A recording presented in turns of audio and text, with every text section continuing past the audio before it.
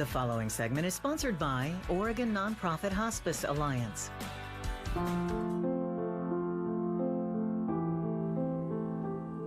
Welcome back to AM Northwest. November is National Palliative and Hospice Care Month. Here to share more about navigating the options for those with a serious illness through the end of life, we welcome Care Partners board member, retired physician Paul Kirk. Good to have you with us, doctor. Good morning. So let's talk about what hospice care is. Hospice care is a vital part of our somewhat fragmented healthcare system, and its mission is to provide support and comfort to patients and their families in the last months and weeks and days of their lives. Does it mean making sure that they're pain-free? Yes, very much so. When a patient enters hospice care, they have a plan developed by a multidisciplinary healthcare team: nurses, doctor, social worker, spiritual care provider.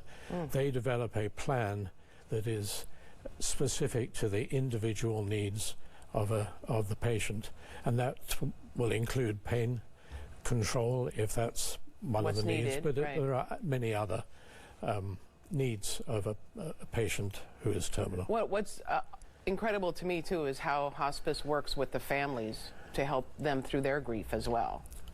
Very much so. Yeah. During the latter stages of the illness, right, and after the passing as well.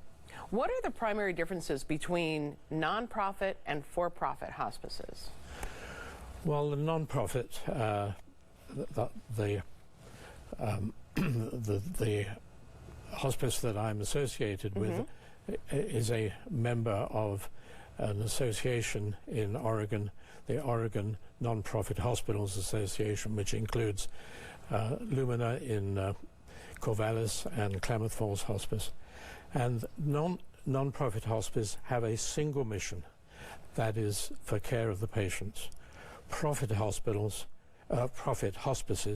have double missions: to care for the patient, but also to return resources to the investors, to the equity fund, or whoever is backing them. So the difference is between a single mission and a double mission.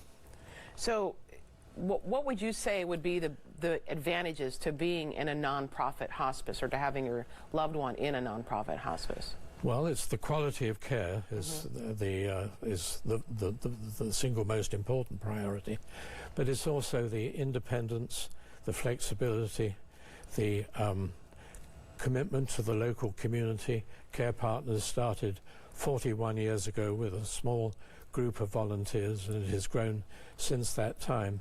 But the commitment to being local, I think, is vitally important.